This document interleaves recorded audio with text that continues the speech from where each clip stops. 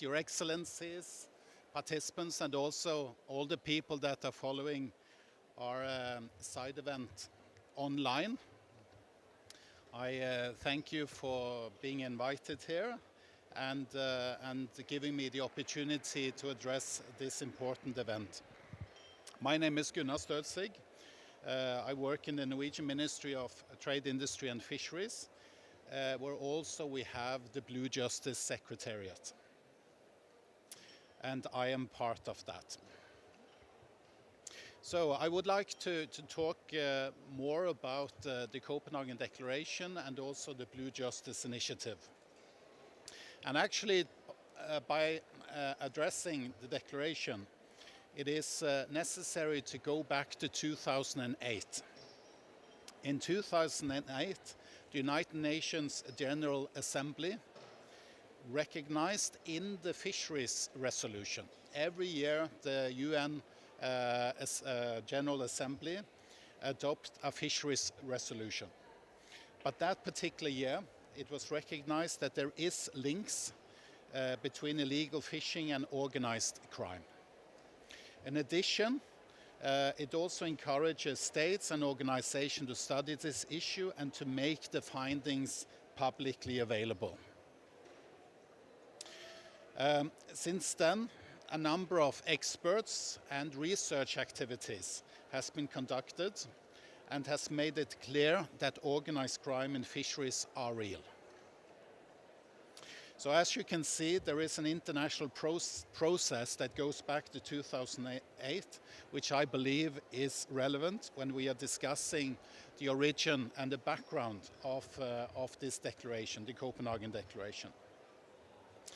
So in order to follow up this resolution, a number of research reports were produced. I will particularly mention UNODC, which in my view was the first UN agency that had a quite comprehensive report and study on this issue, and that was in 2011. And that also sparked new discussions and new processes in the UN. We have also arranged several large international conferences on this issue since that time. And all of this has sort of built up to where we are today. First, the same as with the Caribbean, it started as a regional declaration.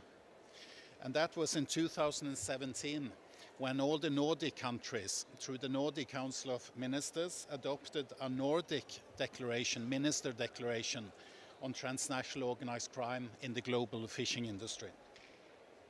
Inspired by that, 9 countries took the initiative for the international declaration. And that is what we are discussing here today. So it was, as you know, it was adopted in Copenhagen, and that's why we call it the Copenhagen Declaration. I of course wish that it was in a Norwegian town, but it was in Denmark. So what is the content of this declaration? Well, first of all, it's not a legal document, it's a political statement. On a very strategic level, the declaration refers to the Sustainable Development Goals, and particularly Goal 14 and 16. Now, Goal 16 addresses all forms of organized crime. Fisheries crime is a form of organized crime and thus falls under this goal. But in order to reach the SDG goal 14, which addresses IUU fishing, we also need to work on the organized crime issue in fisheries. So there is an interlinkage between those two goals. The declaration also recognized that these activities committed through the whole fisheries value chain. So we're not only talking about the fisheries activities at sea, but it's the handling of the fish, processing, sale, etc. Also financing of illegal activities. And it also highlights the need for interagency and international cooperation, and of course also recognize the particular challenges of developing countries and small island development states in facing this problem. So that is basically the background of the declaration.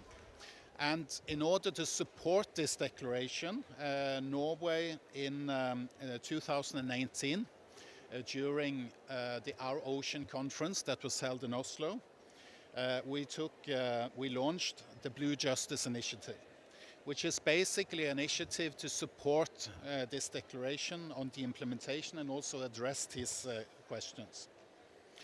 So one of the tools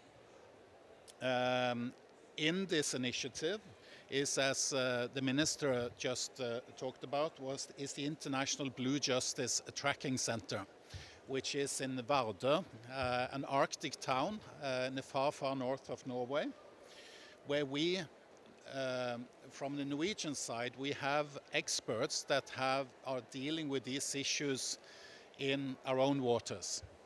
And we established this center in order to assist and cooperate with other countries through the Blue Justice Initiative and through a secure digital platform called the Blue Justice Community. And that is what we want to build, because if we are going to work together towards a common goal, we need to trust each other. We have to build a community of experts, a community of professionals that know how to work, and they need to know who to reach out to help each other. And that is one of the goals of the initiative. We also we have very good cooperation with a number of UN agencies. UNDP has been mentioned here, which is also the administrator of the platform. UNODC, which is also just behind there, has a more regional project on Sri Lanka and the Maldives, which trains Coast Guard, but also customs, fisheries authorities, and I'm sorry. Yeah, yeah. Anyway, they do training for law enforcement on the ground.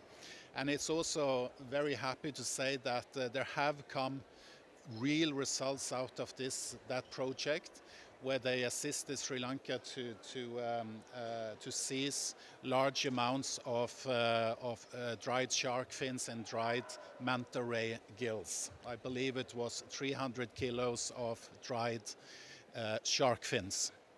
So, and that is, of course, a very tangible result that we're very happy about. We also have a project with ILO and IOM, the International Organization for Migration, which is a research project on human trafficking to the fishing industry. And we also have a project which the Norwegian Police Academy is involved in. So this is just an example. Emma from UNDP is also going to talk more about their project in the panel afterwards.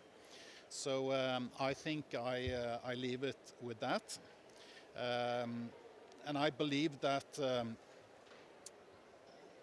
to build a blue economy, you also have to make sure that the shadow blue economy does not get too big space into that economy.